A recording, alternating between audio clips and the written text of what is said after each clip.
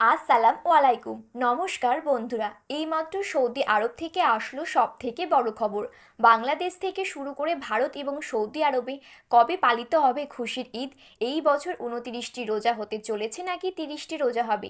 কি জানাচ্ছেন সৌদি আরবের চাঁদ দেখা কমিটি? এবং বাংলাদেশ সহ সৌদি আরব আর ভারতে কবে দেখা যাবে ঈদের চাঁদ? এই বিষয়ে সৌদি আরবের তরফ থেকে যেই গুরুত্বপূর্ণ তথ্যটি চলে এসেছে, তো তাই কিন্তু আমি আজকে আপনাদেরকে জানিয়ে দেব এই ভিডিওটির মাধ্যমে।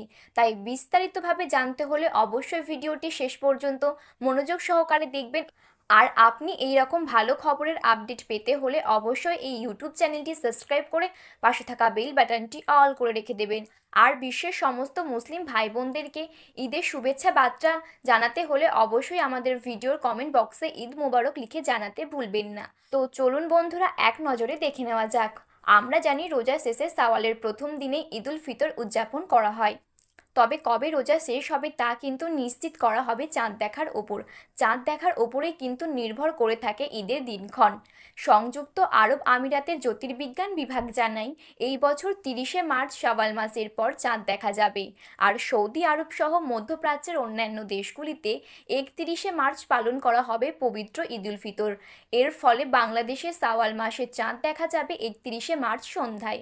এবং বাংলাদেশ ও ভারতের ঈদুল ফিতর কিন্তু পালন করা হবে ১লা এপ্রিল অর্থাৎ মঙ্গলবার দিন। ২৯শে মার্চ সন্ধ্যায় আরব আমিরাতে চাঁদ দেখা কমিটি চাঁদ দেখার আহ্বান জানিয়েছেন। কেউ যদি নির্ধারিত সময়ের আগে চাঁদ দেখতে পায় তাহলে নিকটবর্তী যে কোনো সরকারি দফতরে খবর দেওয়ার কথা জানানো হচ্ছে। যদি ৩১শে মার্চ সৌদি আরবে চাঁদ দেখা যায় তবে কিন্তু তারা ৩০টি রোজা পালন করতে পারবেন, আর তার সম্ভাবনাই সব থেকে বেশি রয়েছে।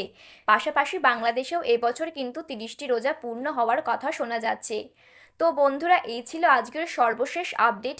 ভিডিওটি ভালো লাগলে অবশ্যই আমাদের ইউটিউব চ্যানেলটি সাবস্ক্রাইব করে পাশে থাকা বেল বাটনটি অল করে রেখে দেবেন।